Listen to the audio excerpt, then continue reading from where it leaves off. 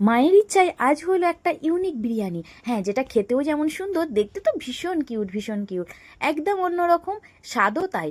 তো চলো কি কি দিয়ে বানিয়েছি সেটাই দেখতে ইচ্ছা করছে। হ্যাঁ, দেখতে পেয়েছো, জানি জানি দেখে ফেলেছো, এই যে এঁচোড়। হ্যাঁ, এঁচোড়ের বিরিয়ানি না ট্রাই করলে চটপট একবার ট্রাই করো, ভীষণ সুন্দর খেতে। তো চলো কি কীভাবে প্রসেসটা পুরো তোমাদের সঙ্গে শেয়ার করব। মায়ের হাতের বিরিয়ানি খেতে স্বাদই আলাদা।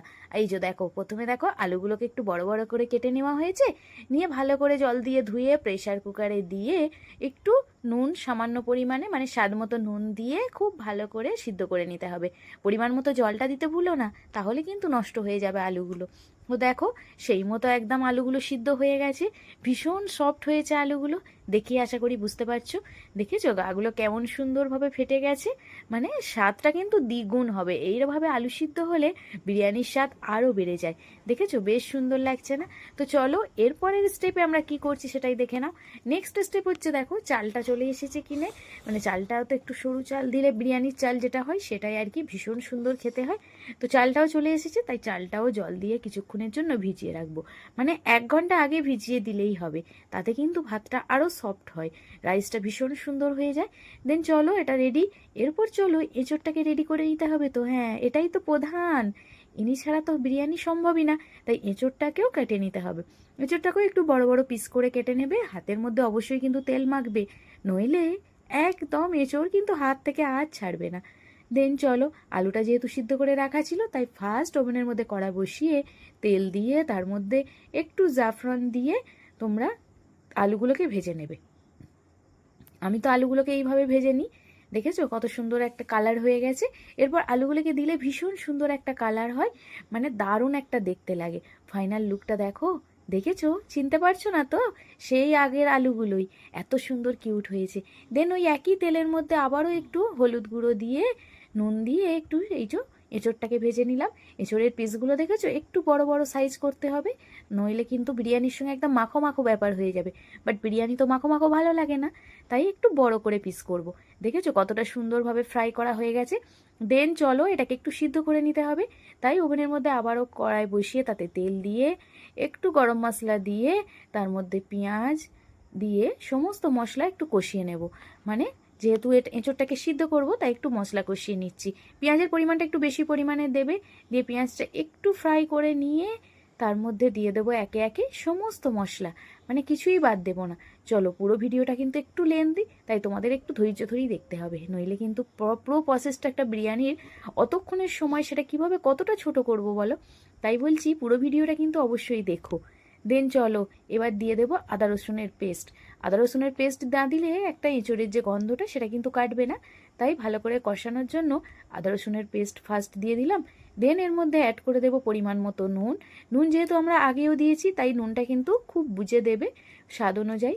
দেন দিয়ে দেবো ধনে গুঁড়ো, জিরে গুঁড়ো, একে একে সামান্য করে, মানে যতটা পরিমাণ তোমরা এঁচোড় নেবে সেই অনুযায়ী এগুলো অ্যাড করবে মশলাগুলো। দেন অ্যাড করে দিলাম লঙ্কার গুঁড়ো। লঙ্কার গুঁড়ো দেওয়ার পর এরপর চলো ভালো করে মশলাটা কষিয়ে নাও। মশলা কষানো হয়ে গেলে দিয়ে দেবো সামান্য 2-4টে চিনির দানা আর এঁচোড়টা। দেখো এঁচোড়টা দিয়ে আবারও কিন্তু একটু ফ্রাই করে নেব।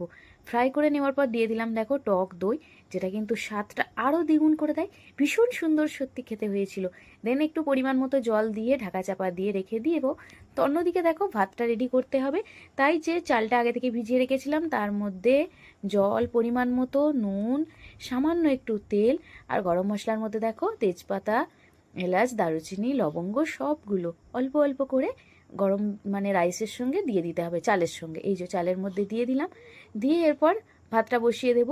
দেখো ভাতটা কিন্তু অলমোস্ট রেডি হয়ে গেছে, এই যে দেখেছো কতটা সুন্দর ভাতটা ফুটে উঠেছে না, ভীষণ সুন্দর। চলো ভাতটা দেখিয়ে দিই কেমন সুন্দরভাবে হয়েছে। রাইস কিন্তু অলমোস্ট কমপ্লিট। দেন আগে থেকে আমরা পেঁয়াজ একটু বেরেস্তা করে রেখেছিলাম, মানে লাল করে ভেজে রেখেছিলাম, তার মধ্যে দিয়ে দেবো স্বাদ মতো চিনি আর বিরিয়ানির যে মশলা পাওয়া যায় সেটা। চিনিটা তোমরা যদি খেতে পছন্দ না করো স্কিপ করবে, বাট হালকা একটু মিষ্টি ভাব আসলে বিরিয়ানিতে বেশ ভালোই লাগে। তাই গরম মশলা আর চিনি একসঙ্গে পেঁয়াজের সঙ্গে মেখে নিলাম এইভাবে। দেখেছো কতটা সুন্দর মাখো হয়ে গেছে। এরপর চলো, মশলা দিয়ে পেঁয়াজটা তো অলমোস্ট রেডি হয়ে গেছে। দেন চলো ওভেনের মধ্যে একটা বড় হাঁড়ি বসিয়ে তাতে দিয়ে দিলাম সামান্য পরিমাণে একটু সাদা তেল, আর ওই যে আগে থেকে যে এঁচোড়টা কষিয়ে রেখেছিলাম আর আলুটা ফ্রাই করে রেখেছিলাম সেটা সবটাই এর মধ্যে একসঙ্গে দিয়ে দেবো। খুব অল্প পরিমাণে দিয়ে দেবো দেখো উপর থেকে আবারও একটু পেঁয়াজের যে মাখাটা রেখেছিলাম মশলা দিয়ে সেইটা দিয়ে উপর থেকে যে প্লেন রাইস করেছি সেই প্লেন রাইস ভীষণ সুন্দর খেতে হয়েছিল। আবারও বলছি, অনেস্টলি বলছি বন্ধুরা, সিরিয়াসলি তোমরা একবার অন্তত ট্রাই করবে, দেখবে নিরামিষ বিরিয়ানি কিন্তু একদম রেডি হয়ে যাবে। দেন দিয়ে দেবো আবারও একটু উপর থেকে তেল, যেহেতু এখানে তেলের পরিমাণটা একটু বেশিই লাগবে, নইলে ভাতগুলো কিন্তু একটু গায়ে গায়ে মেখে যাবে। ঝরঝরে করতে চাইলে একটু তেল বেশি লাগবে, আর শেষ পাতে ঘি তো আছেই। দিয়ে দিলাম আবারও বাকি যে এঁচোড় আর আলুটা রেখেছিলাম সেটা, উপর থেকে একটু মশলা, আর দিয়ে বাকি প্লেন রাইসটা পুরোটাই দিয়ে একটু তেল ছড়িয়ে তার মধ্যে দিয়ে দিলাম উপর থেকে ঘি, তার মধ্যে কালার, আর দেখো মিঠে আতর। ভীষণ সুন্দর হয়েছে। ফাইনালি চলো, ভাপ দিয়ে বসিয়ে রেখেছিলাম, তারপর দেখো ফাইনাল লুকটা ভীষণ সুন্দর লাগছে না? দারুণ হয়েছিল জানো।